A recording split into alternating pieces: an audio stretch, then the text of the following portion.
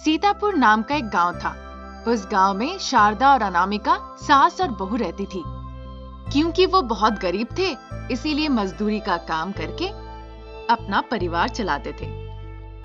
अनामिका बाजार में सब्जियां बेचकर पैसे कमाती थी। सासू माँ शारदा मजदूरी करने के लिए खेत के काम पर जाती थी। सीतारामपुर गांव आने के लिए उन्हें कृष्णा नदी नहर को पार करना होता था। जब सास बहू इसी तरह खुशी खुशी अपना काम कर रहे थे, अचानक सरकार ने तूफान की चेतावनी की घोषणा की। सासू माँ, वो कह रहे हैं कि तूफान आने वाला है, इस वजह से लगातार बारिश होगी। अब हमें काम पर जाने में परेशानी होगी। हाँ, वो ऐसे ही कहेंगे, पर हम अपना काम करेंगे। जरूरत पड़ी तो हम उस दिन छुट्टी ले लेंगे जिस दिन बहुत बारिश होगी। पर अगर हम अपना काम बंद कर दें तो अपना पेट कैसे जलाएंगे? ठीक है सासू माँ, आप जैसा कहे। क्या मैं बाजार जाऊं? ऐसा कहकर अनामिका वहाँ से चली जाती है।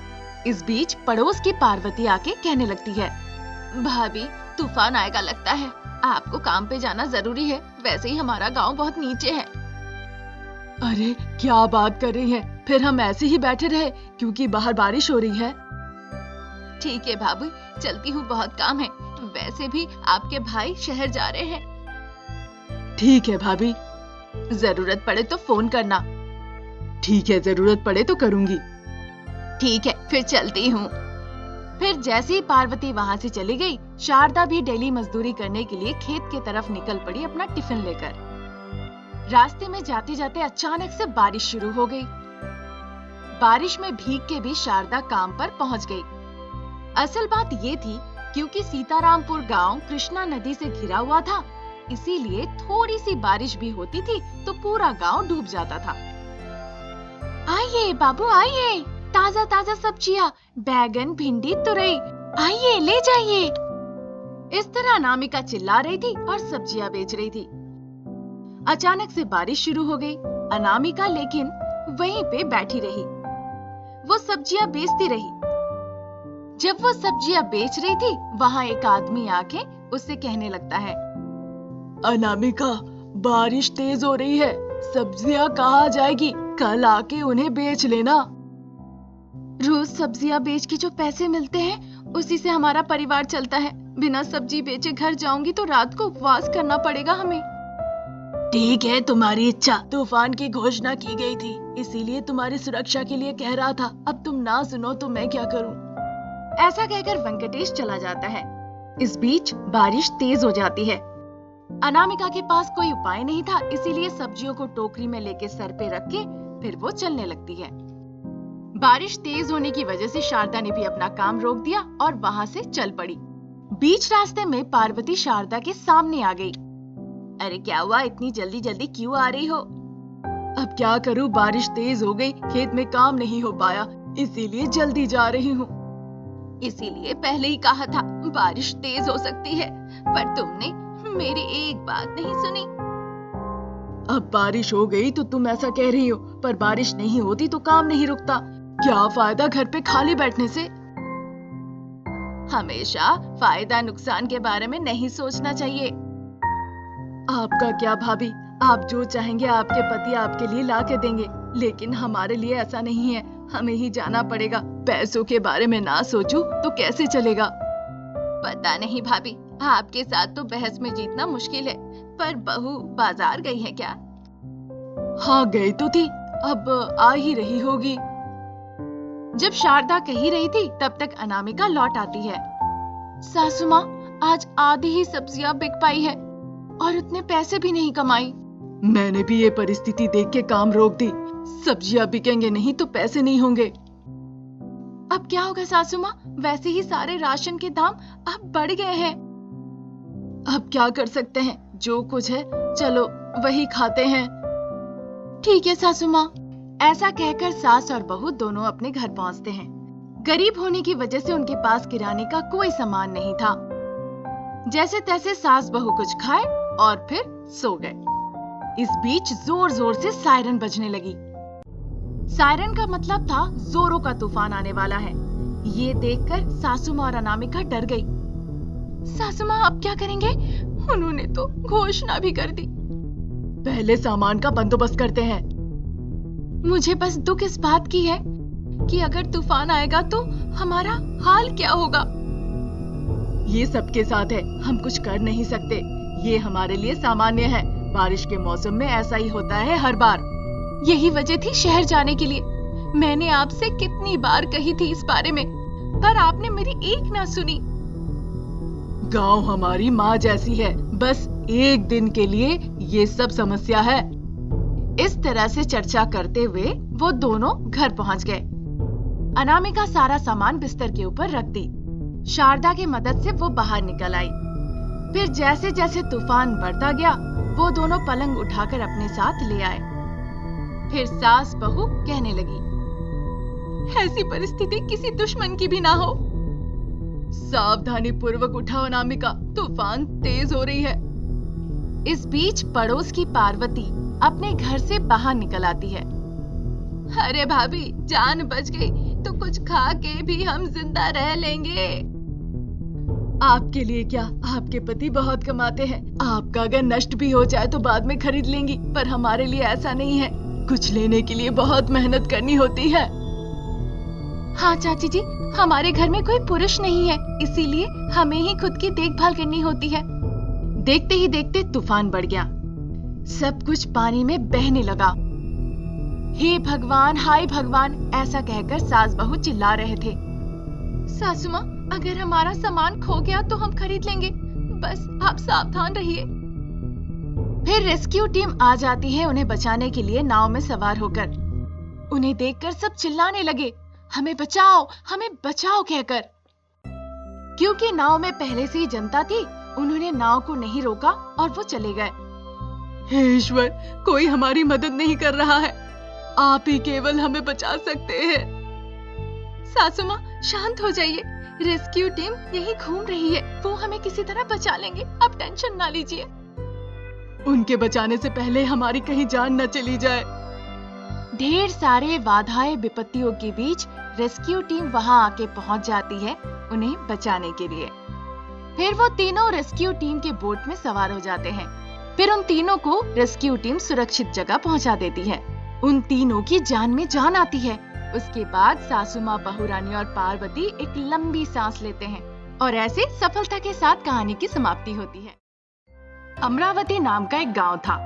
उस गांव में शारदा और अनामिका सास बहू रहा करती थी। हालांकि वो एक ही घर में रह रहे थे, पर दोनों अलग अलग कमरे में रहते थे। उनके पास भैंस थे। सासू माँ हमेशा उन भैंसों को बहुत पीटती थी और खेत में ले जाती थी, लेकिन अनामिका अपनी बुद्धि लगाती थी और खेत ले जाती थी।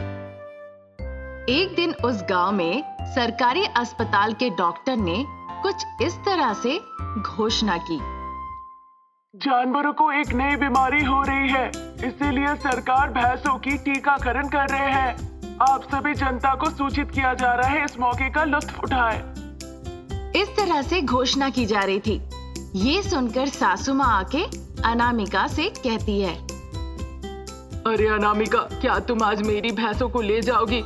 मेरे पास बहुत काम है आज। आपके पास बस एक ही भैंस है, उसे भी आप अस्पताल नहीं ले जा सकती सासू माँ। अरे अनामिका, ये संख्या की बात नहीं है, 1000 हो या 100 हो, तुम्हारे पास भी तो एक ही भैंस है, उसे भी तो ले ही जाओगी ना। आप और आपका बेटा ले जाइए, मैं नहीं ले जाऊंगी। मेरी भैंस मेरी बात सुनती है, पर आपका नहीं सुनता। ठीक है, मैं और मेरा बेटा मिलकर उसे ले जाएंगे, सासू माँ कहती है। थोड़ी देर के बाद अनामिका के पति घर लौट आते हैं। सुनो, हमें अपनी भैंस लेके टीका के लिए अस्पताल जाना होगा। नई बीमारी से बचने के लिए टीका दिया जा रहा है। ठीक है माँ, चलो चलते हैं। अभी नहीं, घर का सारा काम पहले खत्म कर लेते हैं। वैसे भी ये भैंस एक बात नहीं सुनती है, इधर उधर भागने लगती है। तुम इसे एक छड़ी से पीटना और साथ ही साथ मैं भी चलूंगी, ठीक है ना? बेटे ने माँ की बात पे हाँ कह दिया। काफी देर बाद उसने अपना सारा काम खत्म कर लिया। बेटा रवि, कहाँ हो? चलो अस्पताल चलते हैं। आओ चलो कहकर वो दोनों घर से निकल जाते हैं। उस भैंस को एक रस्सी से बांध के सासू माँ रस्सी पकड़ के आगे आगे चलती है। कुछ दूर वो चले भी जाते हैं। कुछ दूर जाने के बाद भैंस एक जगह जाके रुक जाती है। उसका बेटा उसे जोर जोर से छड़ी से पीटता है। अरे क्या कर रहे हो? इसे जोर जोर से पीटो, तब ये आगे बढ़ेगी। उसे जोर जोर से पीटने के बावजूद वो भैंस ना ही एक कदम आगे बढ़ती है ना ही हिलती है। वो उसे बहुत प्यार से पीछे खींचता है, फिर भी वो एक कदम नहीं हिलती वहां से। थोड़ी देर के बाद वो उनके हाथों से निकल के दौड़ के भाग जाती है। अरे ये तो भाग गई, इसे पकड़ो। शारदा कहती है। फिर उसका बेटा उसके पीछे पीछे दौड़ने लगता है। शारदा भी उसके पीछे दौड़ दौड़ के जाती है। इस बीच उन्होंने देखा अनामिका अपनी भैंस पर बैठी हुई है और घास की एक छड़ी बनाकर सामने से उसे दिखा रही है। उस घास को पकड़ने के लिए भैंस आगे आगे दौड़ी चली जा रही है। ये देखकर सासू माँ और अनामिका के पति दोनों आश्चर्य हो जाते हैं। खा खा के बैठने से अकल नहीं आता, मेरे तरह थोड़ा दिमाग लगाना सीखो। इस तरह हंसकर वो वहां से चली जाती है। अनामिका अस्पताल गई, भैंस को टीका लगाए और फिर घर लौट के आई। जब शाम हो गई तब सासू माँ और उसके पति भैंस को लेकर घर लौट आए। क्या जी, आप तो सुबह गए थे, अभी तक आपके भैंस को टीका नहीं हुआ क्या? सब कुछ जानते हुए भी क्यों पूछ रही हो? तुम्हें कैसे पता चलेगा? इसने हमें कितना परेशान किया। अगर फिर से कहीं ले जाने का होगा ना, मैं तो नहीं आने वाला, जान लो। बेटे की बातें सुनकर शारदा कहने लगती है, हाँ, अब भैंसों की कोई जरूरत नहीं। अगर कोई पूछे तो उसे जाकर इसे बेचाओ। माँ, पूरे गांव में तुम्हारे भैंस के बारे में सब जानते हैं, कोई नहीं खरीदने वाला। अरे बेटा, एक काम करो, पैसे कम मिले फिर भी इसे बेच दो। मुझे अब ये भैंस बिल्कुल नहीं भा रही है। कितने पैसों में बेचेंगी सासू माँ? दूसरा क्यों और खरीदे, मैं ही खरीद लूंगी। अनामिका की बातें सुनकर सासू माँ को बड़ी खुशी हुई। बाप रे, कितने दिनों के बाद इसे बेचने का मौका मिला है। अगर इस पागल भैंस को तुम जैसे पागल को बेच दूं, तब समझ में आएगा। वैसे तुम्हें परेशान देख के मुझे बड़ी खुशी होगी। तुम्हारे लिए बहू रानी सिर्फ 30,000 में बेच दूंगी। फिर बहू रानी उतने पैसे लाकर सासू माँ को दे देती है। आज से ये भैंस मेरी है, ऐसा अनामिका अपनी सासू माँ से कहती है। सासू माँ वो भैंस अनामिका को दे देती है। अनामिका उस भैंस को अपनी भैंस के पास जाके बांध देती है। ये देखकर सासू माँ बहुत खुश होती है। अगली सुबह अनामिका सोचती है, सासू माँ ने मुझे इस पागल भैंस को दे दिया। वो जोर जोर से चिल्लाती है और उसका पीछा करती है। ये देखकर सासू माँ बहुत खुश होती है। मैंने कभी नहीं सोचा था ऐसा दिन आएगा कि तुम्हें भी इतनी परेशानी होगी बहू रानी। सासू माँ, आप मुझे देख के हंस रही है, रुकिए। फिर जैसे तैसे कर उस भैंस को लाके वो बांध देती है। फिर वो भैंस से दूध निकालने की तैयारी करने लगती है। सासू माँ देख कर कहती है, अब ये भैंस अपने दोनों पैरों से मेरी बहू रानी का कमर तोड़ने वाली है। हाँ, ऐसा सासू माँ कहती है। फिर अनामिका दूध दोने के लिए भैंस के पास जाती है। भैंस अपने पैरों से अनामिका को दो लत्थी लगाती है। अनामिका दूर जाके गिरती है। हे भगवान, मेरी कमर टूट गई, इस भैंस ने मेरी कमर तोड़ दी। इस तरह अनामिका जोर जोर से चिल्ला के रोती है। ये देखकर सासू माँ हंस के कहने लगती है, मेरी बहू का कमर तोड़ दी। इस तरह वो जोर जोर से ताली बजाने लगी। तब तक उसका बेटा वहां आता है। माँ, क्या हुआ? तुम नींद में ऐसा क्यों कर रही हो माँ? बेटे की आवाज सुन के अकबका के शारदा नींद से जग जाती है। ये क्या? ये सब सपना था? तुम्हारी पत्नी कहाँ है? देखो जाके माँ, तुमने भैंस बेची है, वो उसका दूध भी निकाल ली। ये सुनकर शारदा आश्चर्य हो जाती है। अनामिका भैंस के कान में ईयरफोन डाल के शांति से भैंस की दूध निकाल लेती है। मान गए उसकी बुद्धि। वो कोई साधारण महिला नहीं है। उसे इतनी बुद्धि कैसे मिली? हालांकि ये भैंस मेरे पास महीनों से थी, इसने मेरी एक ना सुनी, लेकिन अब वो भैंस उसकी सुन रही है।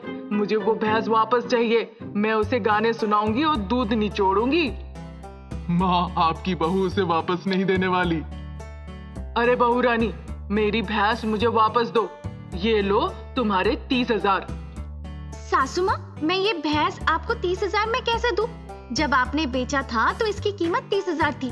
मेरे लेने के बाद इसकी कीमत 90,000 हो गई है। अगर आप चाहती हैं तो ले लीजिए, वरना छोड़ दीजिए, वैसे भी 7 लीटर दूध देती है। ये ऐसी वैसी बुद्धिमान नहीं है। लगता है भगवान ने सारी बुद्धि इसी के दिमाग में डाल दी। मैंने कभी भी ऐसी महिला नहीं देखी पहले। शारदा कीमत से नहीं डरती है। 90,000 नहीं, 1,00,000 दूंगी और इस भैंस को खरीद ले जाऊंगी। इस तरह से कहकर वो अंदर गई और पैसे लाकर अनामिका को दे दी। ले जाइए अपनी भैंस। अनामिका कहती है और फिर वो भैंस लेके चली जाती है। वो दिन निकल जाता है। वो भैंस फिर से सासू माँ के साथ पहले जैसा बर्ताव करने लगती है। ये देखकर अनामिका जोर जोर से हंसती है। हे भगवान, मैंने बेकार का इसे खरीदा। ये फिर से मेरी जिंदगी में आई और एक बात नहीं सुन रही है। सासू माँ, क्या आप इसे फिर से बेचेंगी? मैं आपको 30,000 देने के लिए तैयार हूँ। तुमने मुझसे 1,00,000 लिए और मुझे 30,000 दोगी? ये कोई न्याय है? सासू माँ, मैं न्याय की बात कर रही हूँ। अब से ये भैंस दूध भी नहीं देने वाली आपको। बेकार है इसे खाना खिलाना। कम से कम आपको 30,000 मिल रहे हैं, सोच के देखिए। तुम्हें नहीं बेचूंगी, किसी और को बेचूंगी। पूरा गांव इस भैंस के बारे में जानता है, देख लीजिए।